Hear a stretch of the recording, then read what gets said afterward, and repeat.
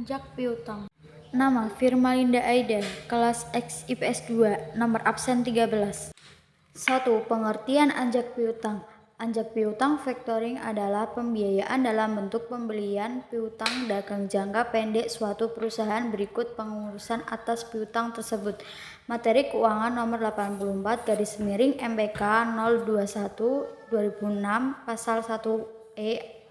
Perusahaan anjak piutang adalah badan yang melakukan kegiatan pembiayaan dalam bentuk pembelian dan atau pengalihan serta pengurusan piutang atau tagihan jangka pendek suatu perusahaan dan transaksi perdagangan dalam atau luar negeri. Keputusan Presiden nomor 61/1988. Anjak piutang konvensional dan sejarah. Konvensional anjak piutang sebagai kontrak di mana perusahaan anjak piutang menyediakan jasa-jasa sekurang-kurangnya antara lain jasa pembiayaan, jasa pembukaan, jasa pengalihan piutang, jasa pelindungan terhadap risiko kredit. Sejarah. Anjak piutang adalah pengalihan penyelesaian piutang atau tagihan jangka pendek dari pihak yang berpiutang kepada pihak lain yang kemudian menagih piutang tersebut kepada pihak yang berhutang sesuai prinsip syariah. 2. Sejarah perkembangan factoring di Indonesia. Di Indonesia, factoring mulai dikenal sekitar tahun 1988 yang ditandai dengan dikeluarkannya 1. Keputusan Presiden nomor 61 tahun 1988 tentang lembaga pembiayaan. 2. Keputusan Materi Keuangan Republik Indonesia nomor 125/MPK 013/1988. Sejak keluarnya peraturan yang termasuk dalam Paket Kebijaksanaan Desember 1988 Pakdes 1988 tersebut, maka mulailah bermunculan perusahaan-perusahaan faktor yang umumnya melakukan kegiatan bersama-sama dengan kegiatan institusi finansial lainnya. Multi-finance, misalnya, termasuk juga melakukan kegiatan leasing, consumer finance, dan lain sebagainya. 3. Mekanisme pembiayaan anjak piutang. Disclosed factoring atau notification factoring.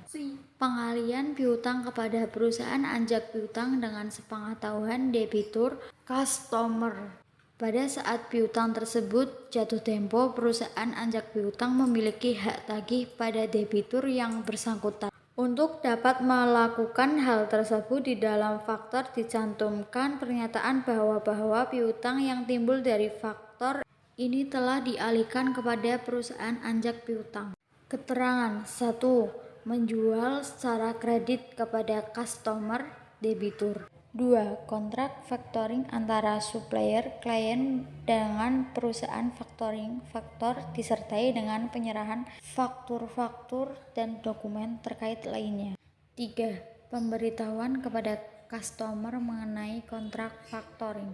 4. Pembayaran oleh perusahaan factoring yang dapat dilakukan dalam waktu 24 jam. Pembayaran tersebut berjumlah sampai 80% dari total nilai faktur, sisanya 20% akan dibayar apabila telah dilakukan pelunasan penuh oleh customer atau debitur. 5. Pengalihan oleh perusahaan factoring yang disertai dengan bukti-bukti pendukung. 6. Pelunasan utang customer pada perusahaan factoring.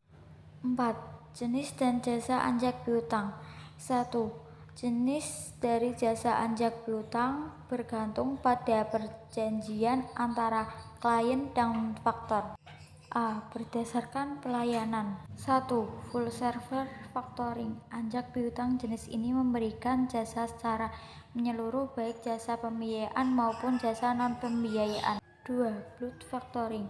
Anjak piutang jenis ini memberikan jasa pembiayaan dan pemberitahuan saat jatuh tempo pada nasabah, tanpa memberikan jasa lain seperti resiko piutang, administrasi penjualan, dan penagihan. 3. Maturity factoring.